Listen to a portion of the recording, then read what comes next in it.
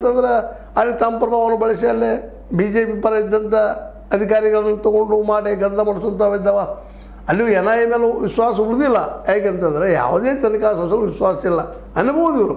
ಮತ್ತು ಯಾರು ಸಂಶಯ ಪಡೆದಿರಪ್ಪ ನೀವು, ಎಲ್ಲರೂ ಸಂಶಯ ನಿಂತಿರಲ್ಲ ತನಿಖಾ ಸಂಸ್ಥೆಗಳ ಮೇಲೆ ಅಂತೇಳಿ ನಮ್ಮ ಗೋಧಿ ಮೀಡಿಯಾ ಆರೋಪ ಮಾಡ್ಬೋದಿಲ್ಲ ಅಂತಲ್ಲ.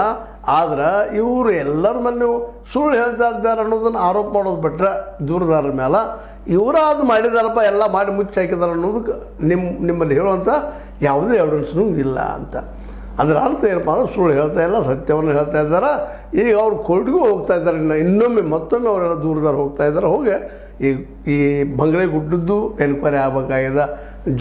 ಬಂಗಲೆ ಗುಡ್ಡದ ಜೊತೆಗೆ ಇಲ್ಲಿ ಅನೇಕ ಸಾವು ನೋವುಗಳಾಗಿದ್ದಾವೆ. ಮತ್ತು ಅದೇ ಕಾಲಕ್ಕೆ ಇನ್ನೊಂದು ಅಂತ ಈಗ ಹೇಳಿದ್ದು ನಿಮಗೆ, ನಮ್ಮ ಏನಪ್ಪ ಅಂತಂದ್ರೆ ಸೋಮನಾಥ್ ನಾಯ್ಕ ಬೆನ್ನು ಹತ್ತಿದಂಥ ಭೂ ಹಗರಣಗಳು ಯಾವ ರೀತಿ ಎತ್ತಿ ಪಡೆದಿದ್ದಾರಪ್ಪ ಇತಿಹಾಸದಲ್ಲಿ, ಭೂಗಳ್ಳತನವನ್ನು ಯಾವ ರೀತಿ ಮಾಡಿದಾರೆ, ಯಾವ ರೀತಿ ಕೊಲೆಗಳಾಗಿದ್ದಾವೆ, ಏನಾಗಿದೆ ಅದು ಸಹ ಇವತ್ತು ತನಿಖೆ ಆಗುವಂಥ ಹಂತಕ್ಕೆ ಬಂದಿರ್ತದೆ. ಇದರ ಅರ್ಥ ಏನಂದ್ರೆ ಒಟ್ಟಾರೆಯಾಗಿ ಧರ್ಮಸ್ಥಳ ಮತ್ತು ಉಜಿರೆ ಮತ್ತು ಬೆಳ್ತಂಗಡಿಗಳ ಏರಿಯಾದಲ್ಲೇ ಜನ ಎಲ್ಲ ಇದು ಎನ್ಕ್ವೈರಿ ಆಗಬೇಕು, ಸತ್ಯ ಹೊರಬರಬೇಕು ಅನ್ನೋಂಥ ದಿಶೆಯಲ್ಲೇ ಎಲ್ಲರೂ ಹೋರಾಟ ಮಾಡ್ತಾ ಇದ್ದಾರೆ. ಇದಕ್ಕೊಂದು ತಾರ್ಕಿಕ ಅಂತ್ಯ ಇಷ್ಟರಲ್ಲಿ ಬರ್ತದೆ ಅನ್ನೋಂಥ ಒಂದು ಧೈರ್ಯ ಏನೋ ಮೂಡಲಿಕ್ಕತ್ತದ.